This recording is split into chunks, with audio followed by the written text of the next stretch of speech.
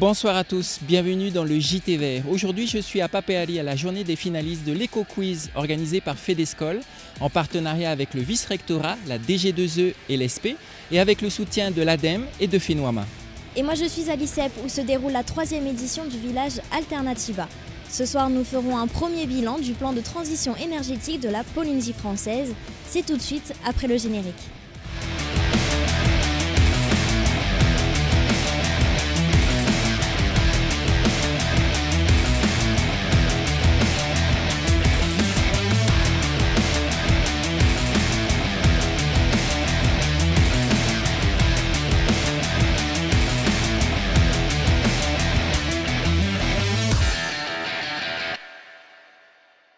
Lancé en 2015 à l'occasion de la participation de la Polynésie française à la COP21 à Paris, le plan de transition énergétique est le document de référence de la transition énergétique du FENOA. Il vise 3 objectifs.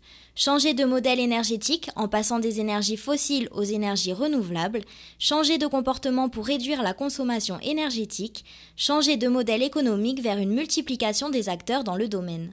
Nous avons demandé aux visiteurs du village Alternatiba s'ils avaient le sentiment que le FENOA s'est engagé dans la transition énergétique et voici leur réponse.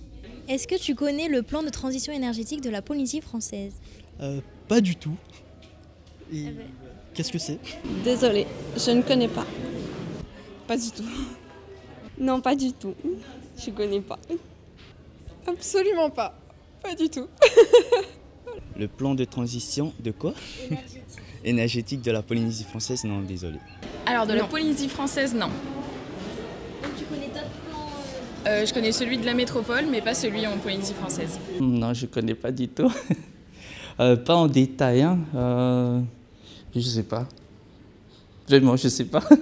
Le grand public n'est malheureusement pas toujours informé des projets menés sur le FENOA en vue de sa transition énergétique. Il existe des mesures certes visibles, comme par exemple l'exonération des taxes sur les voitures électriques ou encore le projet de SWAC de l'hôpital. Il y a aussi des projets moins visibles comme la rédaction d'un code de l'énergie polynésien ou encore de la promotion du label Éco-École.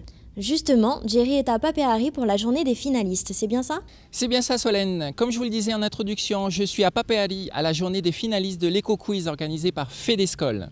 Souvenez-vous, lors d'un précédent JT Vert, nous avions rencontré Florence Vidal qui nous expliquait en quoi consistait le projet Éco-École. L'opération Éco-Quiz s'est déroulée du 9 janvier au 12 février 2017. Il s'agissait pour les participants de répondre chaque semaine pendant 5 semaines à 10 questions sur le développement durable.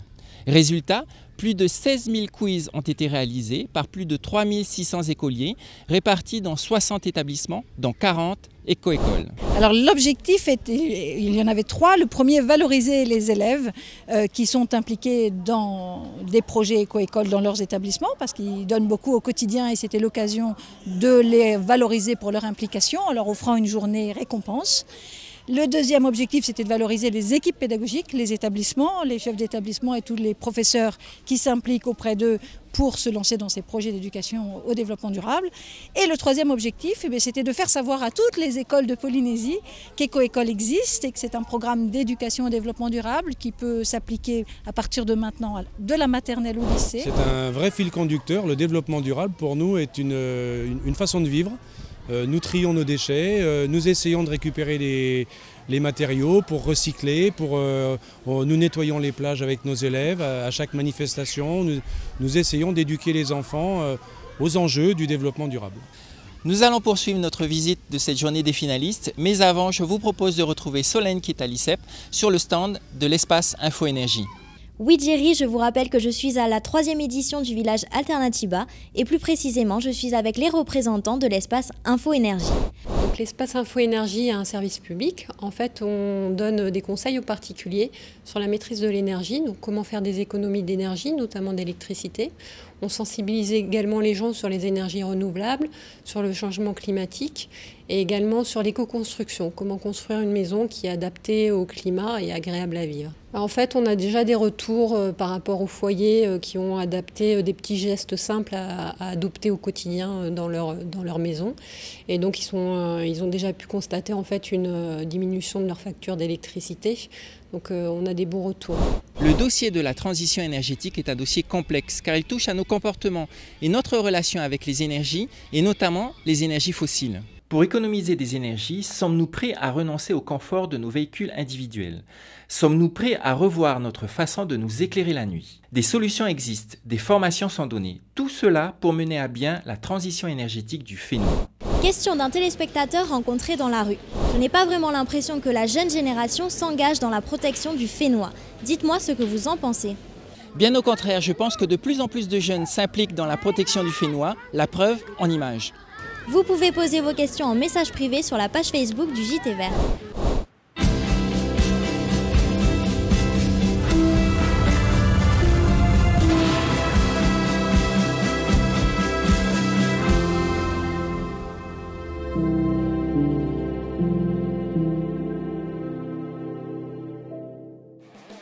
Savez-vous que de plus en plus d'événements essaient d'être zéro déchet? Aujourd'hui, par exemple, à la journée des finalistes, les organisateurs ont demandé aux participants de venir avec leur propre couvert. Et les plats seront réalisés en pour-eau. De petites actions peuvent mener à de grands changements.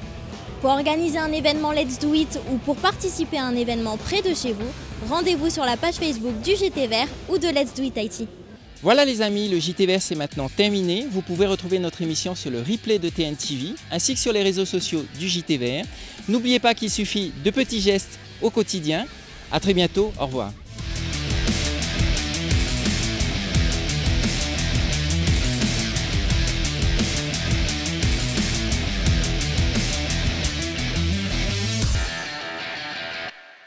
Prochainement dans le JT Vert. Et si on partait se baigner à la rivière?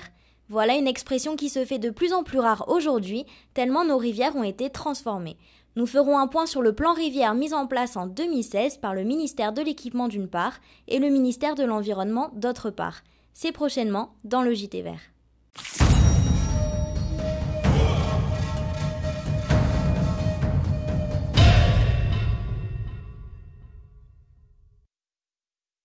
Yorana YouTube, si tu veux voir plus de vidéos dans ce genre, tu peux cliquer ici et t'abonner.